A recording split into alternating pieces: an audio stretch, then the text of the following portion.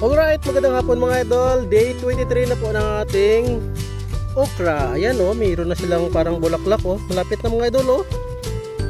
Yan. At saka ngayong hapon po mga idol, ayan, mag-spray po tayo ng ating foliar fertilizer na BioShield foliar fertilizer dito sa ating tawag yan, okra. At saka yung ating Anthracol, apat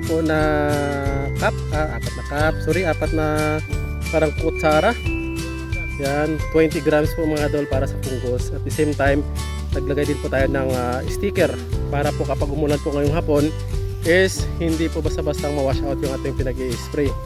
Yan, kasama natin si Paring Jomar, ang ating taga-spray dyan mga idol. Yan, Yara ata yung ano mo Mara, jacket. Shout out sa Yara GR. Shout out po sa GR. Oh, medyo luma na yung jacket namin. Marami ng buslot, sir. Oh, marami na daw buslot. Wala na kaming sombrero ng Yara. Wala na po mga idol, wala na sombrero ng Yara kasi nasira na Marno, 2 years na ata Marno. 2 years ago. Ayan, at saka ngayong hapon mga idol, ayan kasama natin si partner Ramil. Ayan, dyan din po siya mga idol oh. Ayan, so sa ika-day 23 natin mga idol, I think 1 week from now, mayroon na tayong mga bulaklak ng okra. Kasi mabilisan lang po yung okra mga idol. Ito po yung ating similya sa mga nagtatanong. 1 kilo po is I think nasa 800 pesos, kundi po ako magkakamali. Smooth grain ng East West, yan. 1 kilo po ito siya mga idol. Mula po dyan hanggang doon. Sa pinakadulong malapit sa Mayniyog mga idol. Puro okra po yan siya mga idol. Yan o, astig yung kay partner namin na spray ah. Okay ba pag ganyan Mel? Hindi ba mahirap? Ayan o. Yung pang power spray yung ginamit niya pong nozzle. Ayan. So dito po kasi mga idol. Ayan. Last week po is nag-spray din po tayo ng insecticide dahil may mga kulot-kulot po. Yan o, yung may mga aphids. Yan. Sa ngayon po is foliar fertilizer. Ayan, at saka yung fungicide. Ayan, nakapag-abuno na po tayo mga idol last week. Ayan sa ating okra, yung Unique 16 po mga idol. Ayan, at saka yung tawag niyan, sulfate. Yan ang ating inabuno dito. Kaya, yun o, kung mapansin nyo po mga idol, sa bandang punuan po ng ating okra is, siyempre, kung mataba yung okra natin, nakahigop din po ng abuno yung ating mga okra. Kaya, yung mga damo dyan is medyo mataba-taba na rin yan. Yan, dito tayo mga idol. Yan. So itong ating area po mga idol dito, I think sa 4 na hektarya po mga idol is hindi talaga mataniman yung dyan no? Kasi na ano dyan, yung lupa. Sobrang lagpas biwang talaga yung putik dyan at saka hindi natin maland prep kagaya nito. At least ito mga idol, kahit putik po ito siya, naglagay lang po tayo ng kanal dyan in between mga idol oh. Yan yung ating tinanggal na lupa dyan, nilagay po natin dito sa pinagtaniman natin ng okra. Yan, kaya tumubo yung okra. Pero kung hindi po siguro tayo nagkanal dyan, malamang sa malamang patay yung ating mga okra dito dahil parang kagayan yan siya mga idol. Lublob sa tubig, lalo na kapag maulan. Ayan, amoy molasses yung ating pinag-spray na BioShield 360 foliar fertilizer. Yan. So ang composition niyan mga idol is I think nasa 150 to 200 ml na BioShield 360 foliar fertilizer and sticker. At the same time, 4 po na kutsarita.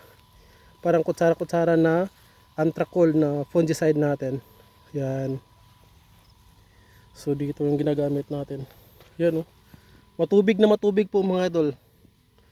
Yan, maganda siguro ang pipino dito. So next cropping po ng okra is pipino. So dito lang po tayo sa mga low value crops kasi like okra, hindi masyadong maraming nagtatanim kaya kung magmura man yung presyo, hindi ganoon kabagsakan kagaya ng pipino na nasa 8 pesos sa ngayon ng presyuhan. Medyo mahirap-hirap. Yan. Sana ang okra kahit mag 20 pesos ng per kilo I think is good price na po yan siya mga idol. Yan. So sa mga may area, ito po ang ating distansya sa okra. Each hills po, yan. Nasa 1 foot man siguro yan or mahigit konti. Nasa 30 to 40 cm po ang each hills. And then each rows po natin dito mga idol is nasa 2 meters. Kasi dito po tayo dadaan kapag nag-harvest po mga idol oh. Yan. Kapag mag-spray din, kapag malalaki na sila, dito din po tayo dadaan sa gitna. While dito mga idol, yan, meron lang tayong kanal dyan mga idol dahil kapag wala po tayong kanal yan, malulunod kasi yung ating okra. Yung ating pinagtanggalan dyan ng lupa, yun ang tinaniman natin ng okra. Yan, kagayan yan. Yan, so spraying po tayo. Yan, malakas ang hangin. Dito tayo. Ubos na, ubos. Yan, malakas yung nozzle niya eh. Yan. Yan. Yan, tuloy tayo dito mga idol. Yan, malapit na po tayo magkalahati. Pag dumating na po tayo dyan, kalahati na po. At saka ito yung ating mga saging mga idol. Yan. So dito po banda mga idol, hindi masyadong nag-anumar no, nag-penetrate yung Damo. damo Ano to, na-sprayan kasi agad to ng herbicide. bago siya nagtanim. Mm. Yan. So ito, Kaya ito, Yan. next week to pa damuhan natin. ito kapag may kulot po mga idol, automatic may aphids. White flies dito meron. Yan o isa o. Pero wala na, Tingnan mo. May Marami ito isang nakaraan. pera. Ayun, lumipad na. Ayun, marami yung apis sa karaan. Diyan. Pero nag-spray tayo ng pang-apis sa tinakaraan. Ano tinira natin doon sa pang-aphids mar? Gamit na tayo ng Dimitrin. Dimitrin. Ah. Yan. Kaya napasa sila. Or Mamatay kung din ba sa Dimitrin mar yung wala, ano? mamatay din yan sila. Yung white flies? Dimitrin, Cypermetrin. Pero mas mabisa yung Dimatwit. Dimatwit. Oo. Ayun. Medyo mataas lang siya na AI. Batas-taas na yun eh. Pero buksa yun lahat. White flies, aphids. Ayun. So dito mga idol, yan, ano po yan dyan, tubig na talaga yan dyan mga idol. Yan, sa mga bago po sa aming channel, please subscribe po. Ang ginawa lang po namin dito mga idol, yan, nagpala po kami dyan. Kasi kung hindi kami magpala, ganito po yung area namin, no. Yan, I think hindi siya mag-survive masyado yung okra. Mga Kaya 2 weeks yung- na lang, meron na tayong Pinagpala namin dyan, nilagay po namin dito sa gilid. At saka yung gilid na pinaglagay namin ng lupa, doon na namin mismo binaon yung aming okra. kasi Yan, no? matibay yung ugat ng okra. Yan, Yan, malakas yan. Kaya nila yan magukay sa lupa. Yan. yan ang ugat ng okra daw. Yan, ganoon din dito mga idol, oh. Yan. Yan mga 2 Dito natin nilagay yung mga seeds. Yan, oh. Mga 2 weeks Seeds. na, marami na 2 weeks. Dalawa. Dalawa. Meron tayong tatlo. Yan, ito tatlo. Hindi ba yung crowded mar yung tatlo? Kasi mas mabisa kasi pag tanim. Gawin natin siya 5 inches, isa-isa. Oo. Pero kung ganito naman kalayo yung row natin, pwede tayong maglagay ng 3 or 2 kasi mangyayari niyan, maghihiwalay naman yan sila mag-spread out. Pag ganito. Oo. So wala yang maiiwan sa ilalim kasi yung mangyayari niyan, lahat ng mga madidelay ng ilang araw sa kanila is mag-spread out yan sila, lalabasin sila dito kasi malawak dito. Ayan, kasi ang mangyayari niyan pag ginawa natin siya ganito lahat, wala tayong malalaking space dito. Pag nag-spread out sila, wala tayong dadaanan diyan. Kasi yung dahon kasi ng ng okra natin is malalaki to. Kita natin yung doon sa likod ng ating yung kubo natin doon, malalaki yung dahon. Kaya ang mangyari pag nag-spread out to sila, mag-aabot yan. Pag ganito lang yung 1 meter lang yung i-allocate Mahirapan mo na tayo, no? daanan. Mahirap to kasi wala na maiwan na daanan natin. Sa pag-harvest. Tsaka magiging crowded siya. So, gaya pag after nito ganito. mar, pwede din natin pipino dito, no? Dito. Hindi kagaya pag ganito ang style natin sa pagtanim kasi once na magiging crowded, mag-abot yung dahon na dyan, may chance dito yun sila pupunta. So malawak pa yung tinitirang daanan natin. Makapagdaan pa tayo dito. Yan, so maybe soon after ng ating okra dito mga idol is magpipino na rin tayo dito.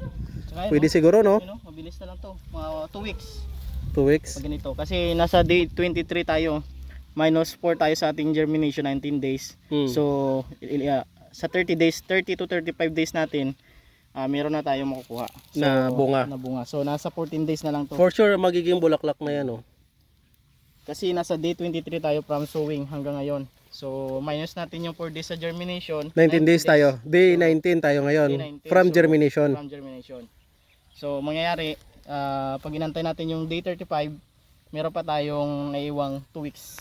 2 weeks mga idol. Makakakuha na tayo ng bunga. And I think it lasts na hanggang tao pa to na harbisan eh. Hanggang ganito, Hanggang saan? hanggang dito. Na harbisan, no? Abot siya ng 1 month and a half or 2 months. Sa isang puno ba makakuha ng mga 1 kilo? Kaya. Kaya, no? Pag tuloy-tuloy yung produce na magandang bunga. Pero pag yung nasa maximum niyan, kalating kilo. Kalahating kilo. Well, at least kahit kalahating kilo lang. Hanggang doon pa tayo mga idol. Yan. Kasama natin si partner Ramil. Yan. Pinakapugi nating planters dito. Buti lang ulan, Mil, no? Oo, 5 days na. 5 days na nang walang ulan. Pero makita nyo po, oh, Maganda sa pakuan po sa gulay. Para alanganin. Maganda sa pakwan ngayon mga idol na walang ulan. Pero sa gulay is alanganin. Yan Pero yung okra natin, Aphids nakaraan. ha? Ngayon wala na akong makitang aphids. Wala na, Dahil namatay doon na sa ng tinira natin na insecticide para Dimitrin, dito. Dimitrin. Oh, Dimitrin. Yung tinira ng Dimitrin yun siya mga. Wala nang aphids oh. Marami tong aphids sa karaan kasi ako mismo nag-spray dito eh. Oo. May mga kulot yan dati, no? Hmm. Yan, may mga part din na hindi tinubuan mga idol. Chinek ko to nakaraan, dami na ito ngayon wala no. Wala Kahit isa na. wala no. Wala talaga, tuyo talaga, wala talaga oh. Yun. Zero talaga. Kahit 1 month pa siguro dito, banda na area mar hindi uulan. Walang problema kasi yung may matubig yung area natin. No? Susunod magtanim tayo dito, gagawin natin. Babawasan natin to ulit. Lalagyan natin dito. Yun. Pipino naman siguro. Pino naman gagawin. Dito na linya, no? Dalawang tudling diyan, dalawa dito. Na pipino. Pero ang gagawin natin, palakihin natin to Yan. para makalabas yung tubig. Yan, para kabilaan ng poste. Tapos dito meron tayong ano, Yan oh, may flowing tayo diyan mga idol eh, oh, na ano, nalinog oh. Yan oh, may kumunoy. parang kumunoy. Kaya pag dumaan ka dito, Ano ka, hanggang biwang mahigit po yan siya mga idol. Yan oh. Yan, tawid tayo dito sa kabila mga idol. Yan oh, nalindol yung inaapakan ko. Yan. So dito yung another okra natin. Dito sa kabila ito medyo mas maraming mga kulot-kulot mga idol. Yan. So dito naman po, yan. Imagine mo 5 days na walang ulan, ganito pa kataas yung tubig dito sa ating parang kanal. Yan. So ika day 23. So napansin niyo po mga idol, yan po. Yan. Ito yung pinaka-perfect na sinabi ko po sa inyo mga idol, oh, na nagbungkal po tayo diyan, nilagay po natin yung lupa diyan. Kung saan natin nilagay yung lupa, doon na rin natin tinaniman ng okra. Yan, kaya diyan yung okra natin mga idol. So sa 5 years na yan, I think kahit dry na dry po yan yung lupa na yan, nasa ilalim na nakapenetrate yung kanilang ugat ng mga okra natin. Kaya po, yan, walang problema yan na kahit hindi na ulan siguro ng mga ilang araw. Kagaya nito, oh, dry na dry oh, pero andyan yung ugat ng okra natin, basang-basa pa rin sa ilalim. Yan, kasi dito mismo matubig. Yan. Kung hindi naman natin gagawin ng ganito, hindi na tayo maglalagay ng kanal, hindi mailibit diyan, mamamatay naman yung ating mga okra. Yan ang mga okra natin. Yan. Ganda ng mga okra natin. Sana bigyan tayo ni Lord ng magandang blessing. So hindi lamang sa harvest tayo pala rin, sana sa presyuhan din pala rin din tayo sa ating farm. yung presyo ng okra dito tayo nababa. Magkano ba Mar? 30. 30 daw, hindi daw talaga nababa yung presyuhan ng okra mga idol. So nasa 30 pesos. So sana pala rin. Buyer, bilihan nila 12 pesos lang. 12, 12 pesos lang sa ito. Sa ibang buyer 12 pesos. 12 pesos lang. Pero yung buyer natin 30. Yan, kasama natin si Paring Jomar after na mag-spray. Nagtanggal ng damo. So madalawang sprayer pa siguro Mar, o tira Mar. Mga dalawa pa. Yan, antayin ko na lang kayo dito. Si Paring Jomar. Yun na, dyan ang ugat nila sa tubig na banda yun. Sa ugat yung Yun o. Kaya kahit walang ulan to, nandyan na yun sila, nakasip-sip na ng tubig. Oo no, kahit 1 month siguro na hindi umulan, walang problema yung okra natin. Diyan siya mga idol. Ayan. Pero sad to say mga idol, dyan po sa bandang gilid, yan marami kasing manok hindi nagpenetrate yung ating mga okra. Yan, kinakaykay kasi ng mga manok yung okra, kaya yung iba namatay. Yung iba naman nag-survive, pero konti lang talaga yung mga nag-survive dyan banda idol. Dito lang yung medyo maganda-ganda. Yan, so punta tayo doon.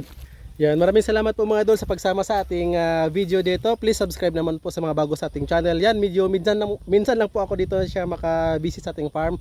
So, si partner ko dito ang parati kasi may trabaho po tayo. Yan. So Saturday Sunday dito po ako sa farm. And maybe soon pag medyo maluwag-luwag na yung schedule, yan parating na rin siguro ako dito magkuha ng update. So please do comment po kung ano yung mga guide na gusto nyo po. Ngayon po meron po kaming pipino farming at I think patapos na rin yung harvest namin. Meron po kaming watermelon farming, mag-harvest na rin po kami the next day. Yan pang second harvest na namin. Ngayon po is may okra farming po kami. Meron po kaming abalong or yung gabi farming. And pa-start na rin po kami ng aming talong at saka yung siling pansigang farming po mga idol. Please sa mga bago sa crops, pwede nyo pong i-monitor yung aming crops para masundan nyo po kung ano yung ina-apply namin, ano yung mga kadalasang problema. Like dito sa ating okra ngayon, Yung problem po is aphids at saka whiteflies. So nag-spray po kami ng Dimitri nung nakaraan. Ngayon po is foliar fertilizer lamang po na BioShield 360 foliar fertilizer. Yun, kasi medyo insect repellent po yun siya. At the same time maganda po siyang foliar. And then sticker dahil kapag umulan po mamaya secured yung ating pinag-spray na hindi siya ma-wash out. The same time yung Antracol para fungicide sa ating mga okra. Yan. So I think after a week monitor lang po natin dito kung may lalabas na naman pong mga insekto. Yan, doon na rin po tayo mag another spray. So hindi po kami masyadong nag-apply ng insecticide or pesticides kung wala namang problema yung aming mga pananim. At least medyo makontrol. At saka yung mga insecticide na yun is low dose or hindi ganun siya katapang. Yan. Kasi okra lang naman po ito siya mga idol. Yan. At saka the same time, yun yung ating mga saging. Yan, malaki-laki na yung ating saba. Yan, meron din dyan. Oh. Yun nga lang, marami ding namatay dahil pangit yung ating area. Sobrang matubig talaga. Kung mapansin nyo po, ito yung another area natin dyan. Oh. Parang ganyan siya katubig. Oh. Uy, like dito. Oh. Kung ganyanin ko yung paa ko, no, yugyog. Kayong mga dyan banda, yun na yung pinaglalagay natin yung white gabi or yung abalong. Yan, kahit maliit po yan sa mga idol, yan, may ma-harvest na tayo. Like ganito oh. Yan, kakatanim lang natin ito 2 weeks ago, pero may mga ganito na siya mga idol oh. Hindi pa siya pwedeng harvest kasi sobrang liit. Yan na yung takway na sinasabi po namin. Nakapag-harvest na po kami kahapon. Yan, medyo marami-rami na rin yung aming harvest kahapon. Yan, so dito tayo. Alright, so pupunta tayo doon sa ating area. So yun lamang po, magbibigay po ako ng update dito sa aming okra farming. Maybe after a week or si partner ko magbibigay ng update dito. Yan, maraming salamat po mga idol. Happy farming po. Bye bye.